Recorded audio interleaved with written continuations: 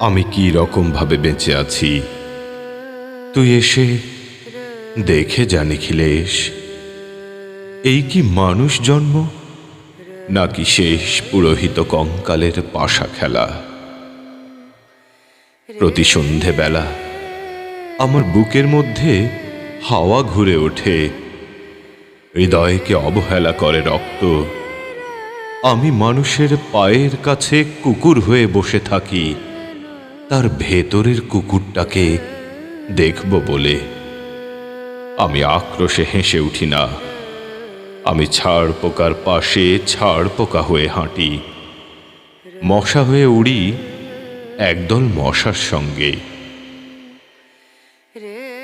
খাঁটি অন্ধকারে স্ত্রীলোকের খুব মধ্যে ডুব দিয়ে দেখেছি দেশলাই জেলে। ও গায়ে আমার কোনো ঘর বাড়ি নেই। আমি স্বপ্নের মধ্যে বাবুদের বাড়ির ছেলে সেজে গেছি রঙ্গালয়ে। পরাগের মতো ফুঁ দিয়ে উড়িয়েছি দৃশ্যলোক। ঘামে ছিল না এমন গন্ধক যাতে ক্রোধে জ্বলে উঠতে পারি। নিখিলেশ, তুই একে কি বলবি?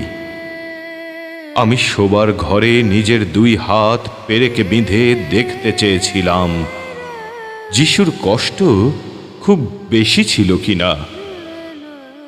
আমি ফুলের পাশে ফুল হয়ে ফুটে দেখেছি, তাকে ভালোবাসতে পারি না।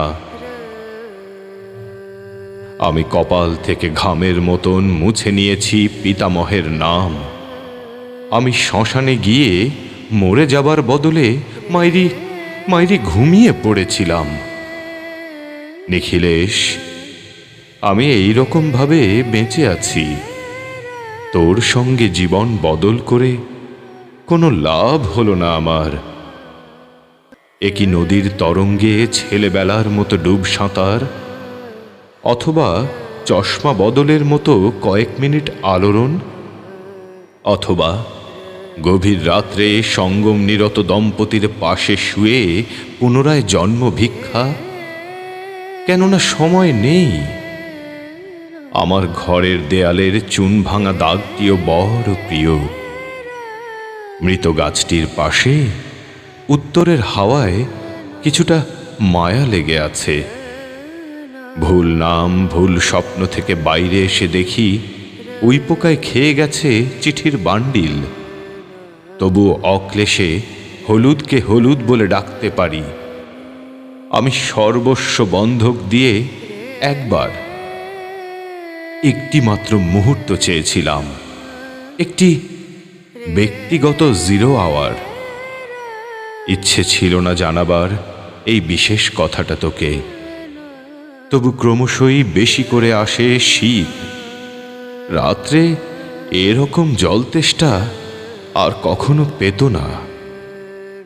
রোজ অন্ধকার হাতরে টের পাই তিনটে ইঁদুর। ইঁদুর না মুশিক? তাহলে কি প্রতীক্ষায় আছে অদূরেই সংস্কৃত শ্লোক? পাপ ও দুঃখের কথা ছাড়া আর এই অবেলায় কিছুই মনে পড়ে না। আমার পূজা ও নারী হত্যার ভিতরে বেজে ওঠে সাইরেন।